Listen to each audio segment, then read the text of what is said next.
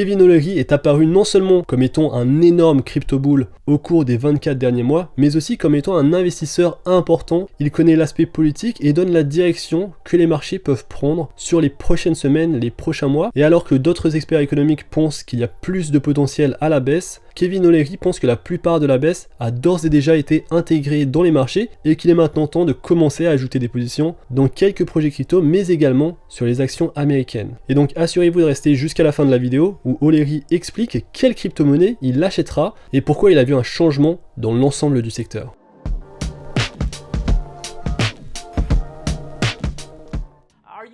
Ajoutez-vous du Bitcoin à votre portefeuille. Toujours, je fais ce que beaucoup d'autres traders font. Nous entrons sur la période de novembre avec plus de 34 positions différentes. Beaucoup d'entre elles sont dans le rouge et donc naturellement ce que je vais faire, maintenant que l'IRS et d'autres régulateurs du monde entier regardent les crypto-monnaies et leur fiscalité associée comme étant le même statut qu'une action, je vais devoir faire du trading. Et donc je vais faire du trading en prenant certains des projets crypto qui ont été décimés de 40, 50, 60, 70, 80, 90%, je vais les vendre et à la place, j'achète ce que je considère comme étant l'indice le plus important de toutes les crypto-monnaies, le Bitcoin. Et cela afin que je puisse passer la saison des impôts en possédant plus de Bitcoin, peut-être un peu plus d'Ethereum, mais en gros, vous savez, les grandes capitalisations boursières sont celles qui comptent vraiment. Donc si vous voulez faire un panier de projets crypto à conserver, je dirais qu'il faudrait du Bitcoin, de l'Ethereum, Polygon ou alors Solana. Ce sont des projets crypto à forte capitalisation boursière et je pense qu'ils vont s'indexer ensemble. Je ne pense pas qu'un seul d'entre eux sorte du lot, tous ces projets s'échangent en quelque sorte en tandem, donc si vous deviez n'en posséder qu'un seul, ce serait probablement le Bitcoin. Nous connaissons une situation très inhabituelle étant donné que le marché a bien corrigé en anticipant un ralentissement des bénéfices et une récession, et la Fed s'est déchaînée avec un autre ajout de 75 points de base et potentiellement un autre 75 points de base après ça. Aucune de ces hausses de taux n'a encore affecté le consommateur et je spécule que c'est pour une seule raison. Aucune économie n'a jamais imprimé 6,72 trillions de dollars en 30 mois. Nous avons imprimé trop d'argent et cela vient donc naturellement avec des actions gouvernementales comme l'annulation des prêts étudiants et puis l'acte anti-inflation, et c'est juste hilarant de l'appeler ainsi, c'est très inflationniste. Et donc à un moment donné, nous devrons arrêter d'imprimer de l'argent. Mais cela n'est pas encore arrivé. C'est un record absolu. Les consommateurs déficitaires débordent d'argent et ces bénéfices le prouvent encore cette semaine. Si nous devons avoir un ralentissement des bénéfices, ce sera probablement au premier ou au deuxième trimestre de l'année prochaine. Et par conséquent, nous connaissons un moment vraiment difficile pour les investisseurs. Les craintes de l'inflation proviennent des chiffres de l'inflation, le CPI, qui était de plus de 8% et qui est inflationniste. Mais il y a un nouveau discours qui est en cours sur le marché de la part des investisseurs concernant la façon dont le CPI est construit.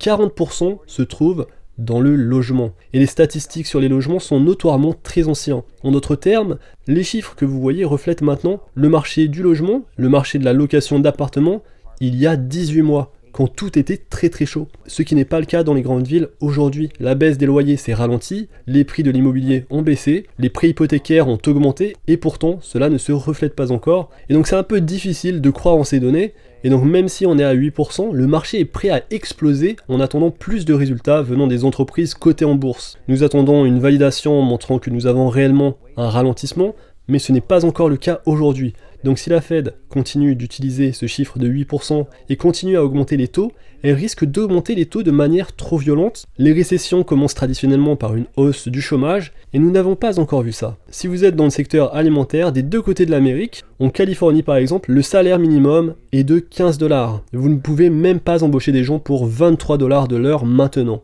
Ils ne veulent même pas travailler, donc cet argent, l'argent qui circule dans le système a toujours un effet ici, et ce n'est pas clair ce qui se passe actuellement. On ne sait pas encore comment la situation va évoluer, mais le marché a pris une décision. Les corrections du S&P 500 ont été brutales et rapides dans chaque secteur, et donc le marché en général n'a jamais tort pour toujours, et ce qui est anticipé c'est une forte baisse sur les bénéfices des entreprises, parce qu'à l'heure actuelle, le PI, le ratio price to earning, si on se base sur les prédictions en bénéfices pour l'année prochaine, le PE ratio se situe entre 14,5 et 15x. Et bien selon moi, on se rapproche d'un point bas. On pourrait dire que le point bas serait à un PE de 12x, ce qui est vraiment bas pour le S&P 500, mais ici nous sommes à 15x. Et donc je dirais que c'est le moment de commencer à grignoter. On ne peut pas deviner le point bas sur ce marché, mais mon Dieu, vous pourriez entrer dans ce marché en vous disant que peu importe la correction, les 2/3 ont d'ores et déjà été pricés. Je ne vois pas où vous pouvez être en sécurité en ce moment. Je continue d'ajouter dans 2 domaines,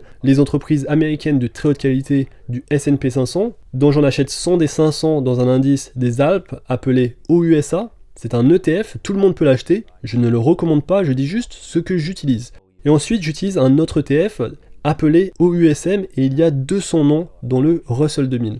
Et donc dans ce marché, je suis prêt à acheter des entreprises qui sont rentables, qui ont un haut rendement des actifs et qui distribuent de l'argent. Tout le reste, je ne veux pas parce qu'elles sont en train de se faire absolument écraser et le point bas n'est pas encore pricé. Et à ce niveau-là, il y a tellement d'entreprises sur lesquelles les gens pensaient que ça ne pouvait pas descendre plus bas.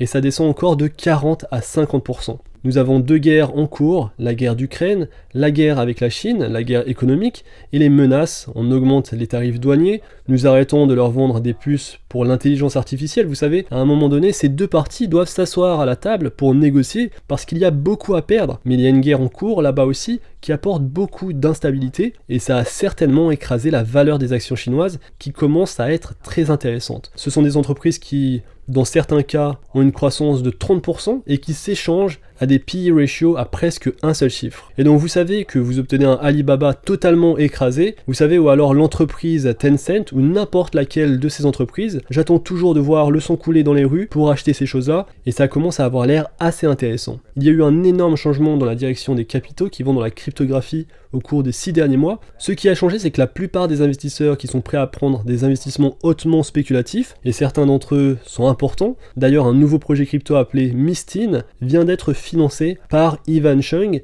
C'est un type qui a quitté Facebook, il s'occupait de leur monnaie numérique, il a pris toute l'équipe et il a créé une nouvelle société et il a d'ores et déjà levé 300 millions de dollars en 45 minutes, sans aucun plan. FTX était l'investisseur principal à 100 millions de dollars et j'ai mis de l'argent dans cette affaire. Il promet une nouvelle blockchain pour gérer les transactions financières à une vitesse 10 fois supérieure à celle de tout ce qui existe et nous en avons besoin, donc il y a beaucoup d'intérêt. Mais voici ici un exemple d'une entreprise qui n'a pas vraiment de revenus. Elle vient juste de commencer son voyage avec maintenant 300 millions de dollars. L'espace DeFi actuellement a été brutalement effacé et les financements qui vont avec. Et malheureusement, si l'entreprise n'est pas rentable, il n'y a pas beaucoup d'investisseurs qui ont un appétit pour elle. Et donc vous avez les riches et ceux qui ne le sont pas. En plus de cela, tout le mouvement Web3 qui est plus vers l'adoption de masse. Aujourd'hui, tout le monde investit de l'argent pour essayer de résoudre le problème d'avoir donc un portefeuille accessible à tous, de la sécurité dessus, et de la régulation. Ce sont les 3 cavaliers du nouveau mouvement Web3 pour de l'adoption massive, donc la réglementation, la sécurité et un portefeuille plus facile à utiliser. Et la meilleure analogie que je puisse vous donner, c'est qu'il faut que ce soit tellement facile à utiliser pour que votre grand-mère puisse acheter des bitcoins sur son téléphone portable. Et aujourd'hui, nous n'avons pas de portefeuille qui fonctionne encore, il doit passer le test de la grand-mère.